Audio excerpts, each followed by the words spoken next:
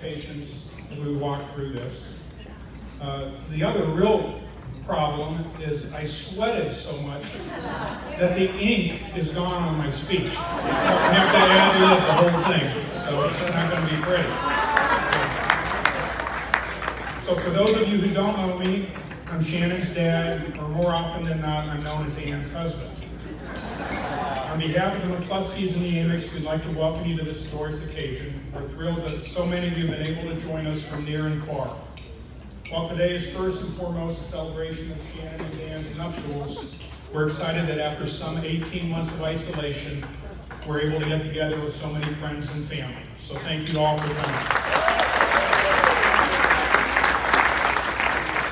In fact, we have folks that have joined us from coast to coast, from New York to Washington State, and many states in between, including Minnesota, Ohio, Arizona, Texas, Georgia, Virginia, Indiana, Colorado, Michigan, and of course, quite the group from Riverside, Illinois. Go Bulldogs!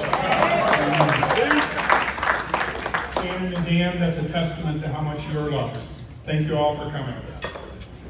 Unfortunately, Mimi Armstrong and Grandma McCluskey couldn't join us today because they are a bit under the weather, but I'm sure they're here in spirit. And we'd also like to remember those family members who are no longer with us, including Grandma and Grandpa McCluskey, Grandpa Burke, Uncle Bill, Big T Armstrong, Nana Armstrong, and my dad, Grandpa. I'm sure they'd be all so proud and excited for you.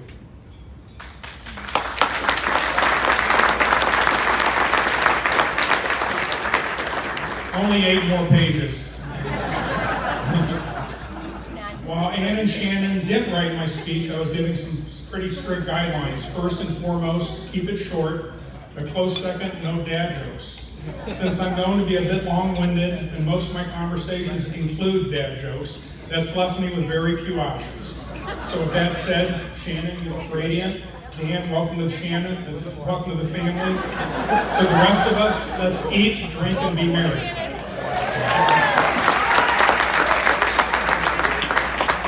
Seriously, kudos to everyone involved in planning the wedding, to Dan for picking out the flowers, the decorations.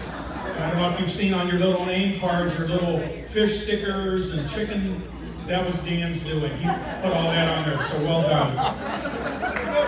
To Ann, Mary Jo, and of course Shannon, along with the wonderful staff here at the Abbey, well done. It looks outstanding. Thank you so much.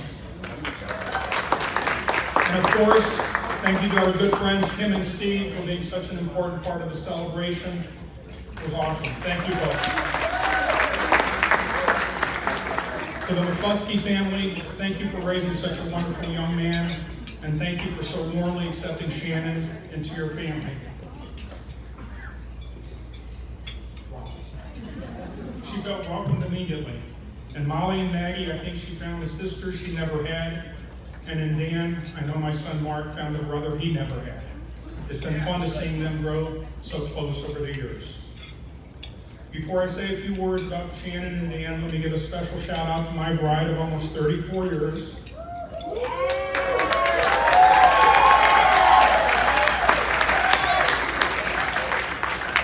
I'm not too proud to say that Ann has been the rock of the family. She has guided the Amick clan through good times and bad. Shannon and Mark are who they are today because of Ann.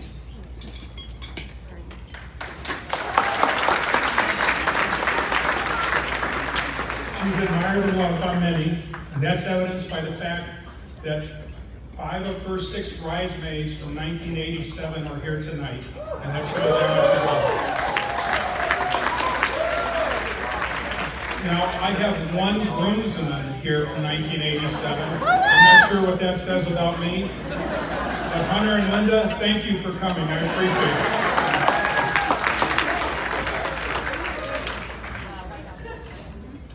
it. Ann grew fond of Dan when, as fellow basketball coaches, he knew the difference between man and zone defenses, how best to break a press, and the perfect launch angle for a free throw depending on the player's height. I was just sitting in the background listening to all 3 of them talk basketball. Ann also loved his Irish heritage, and in a small world story, both families had strong connections with the 1953 Heisman Trophy winner, Johnny Lantner from Notre Dame, kind of a small world. I grew fond of Dan because he helped us move Ann's parents into assisted living despite a bum knee that ultimately required surgery. And I love that he introduced Shannon to the joys and frustrations of golf. Let me tell you, while she hasn't mastered the game quite yet, she definitely has the golf language down when she hits a bad shot. But we both grew fond of Dan because it was evident how well liked and respected he was by both staff and students at Palatine, but most importantly, by how much he loved our girl, Shannon.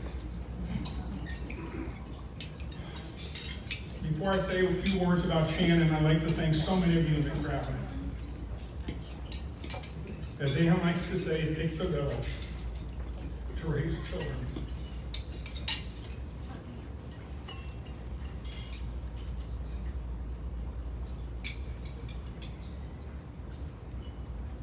And we've been blessed to be part of an incredible village that in many ways treated our children as their own. So thank you for that.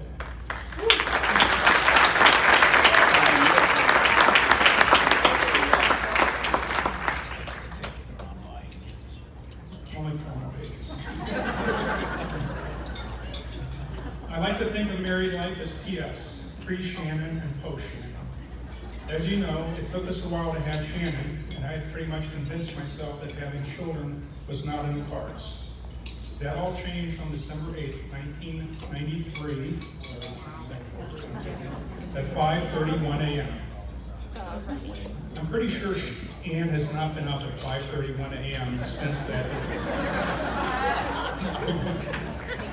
I was going to show a short video of the birth, but was advised against it.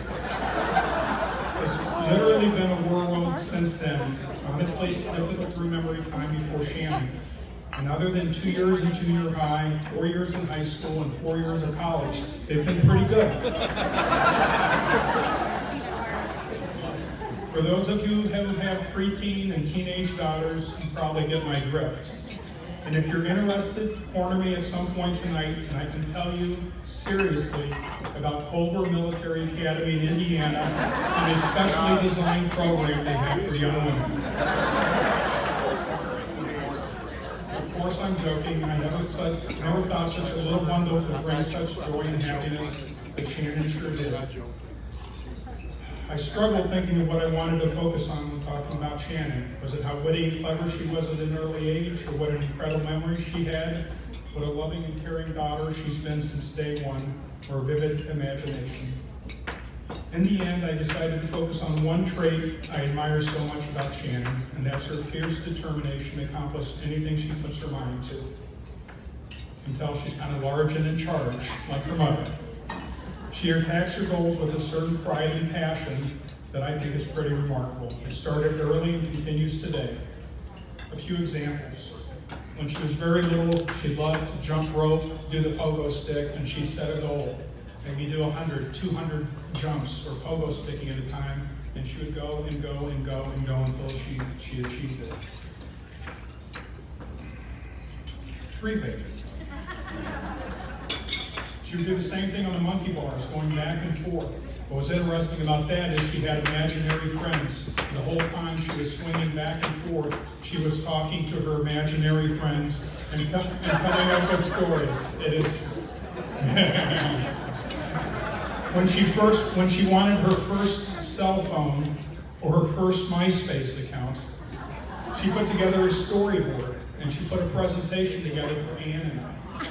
Why it was important that she had a phone and a MySpace account. I knew at that time she would probably make a good attorney or salesperson. Of course, we said yes. And more recently, she sold us on getting a dog for her senior year in college. His name is Harley. Harley now lives with Ann and I.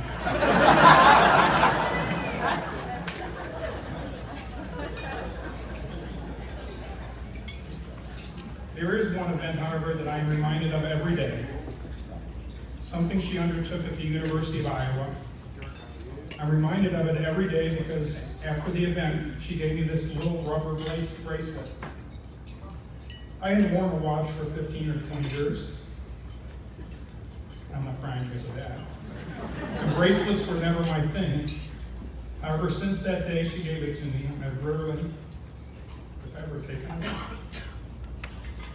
There are hardly any markings left on it. The only one I can make out is a faint FTKS, and it stands for the kids. It stands for the kids. Shannon and a remarkable group of young people were team captains for Iowa's dance marathon. I'm sure there's others in the group there. It's an organization that raises money for the University of Iowa's Children's Hospital.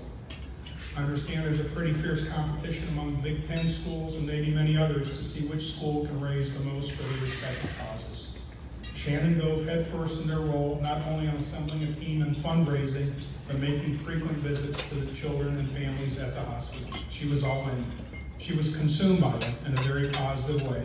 Talk about pride and passion. Virtually every call or text that semester was about dance marathon or the young children and the families. I'm not sure much classwork was accomplished that semester, though it did stop Iowa from sending us bills, but I'm guessing it was the most valuable class Shannon ever took in college. The culmination was a 24-hour dance marathon, no sleep, no caffeine allowed, at which time they announced how much money was raised for such a worthy cause. Ann and I went to support Shannon and her team. The energy was through the roof. I cried, no surprise. Ann cried, Shannon literally sobbed from joy and exhilaration. One of my favorite pictures is of Shannon and Annie hugging just after they announced how much money the event raised. It was pure joy. It doesn't matter that the markings on the bracelet are gone, because every day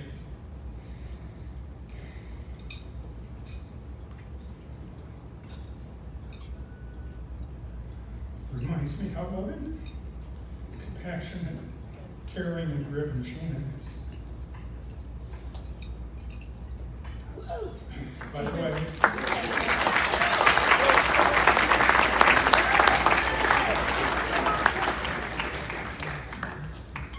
way, if I remember correctly, the event that year raised over $2 million. Well, that matters.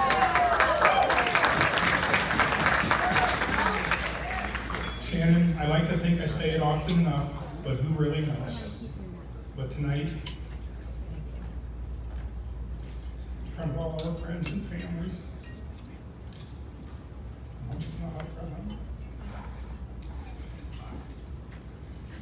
How proud I am of you, how much I respect you, and most importantly, how much I love you.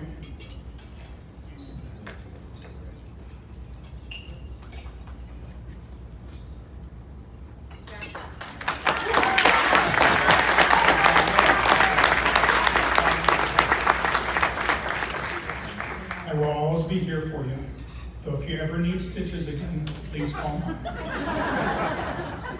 To wrap up, one of Shannon's favorite questions, which I'm sure all parents have heard, is, Mom and Dad, who's your favorite? Well, today there's only one answer to that question, and that's you. We love you more than words can say.